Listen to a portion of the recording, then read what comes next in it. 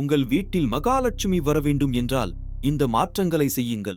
உங்கள் வீட்டில் செல்வச் செழிப்பு என்றும் நிலைத்திருக்க மகாலட்சுமியின் அருள் மிக அவசியம். ஆனால் வீட்டில் சிலவற்றை கவனக்குறைவாக வைத்திருந்தால் மகாலட்சுமி அங்கிருந்து நீங்குவார் என்பது உங்களுக்கு தெரியுமா?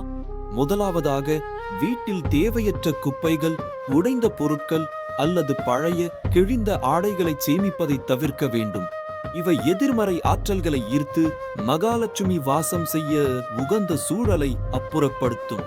மேலும் வீட்டிற்குள் நுழைவாயிலில் செருப்புகளை குவித்து வைப்பதும் அல்லது அசுத்தமான தண்ணீரை தேக்கி வைப்பதும் நல்லதல்ல.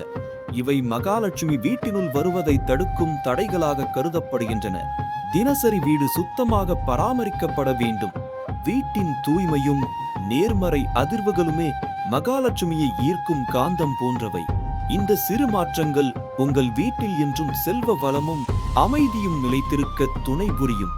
இந்த மாற்றங்களை உங்கள் வாழ்க்கையில் கொண்டு வர மகாலட்சுமியின் அருளை பெறுங்கள்.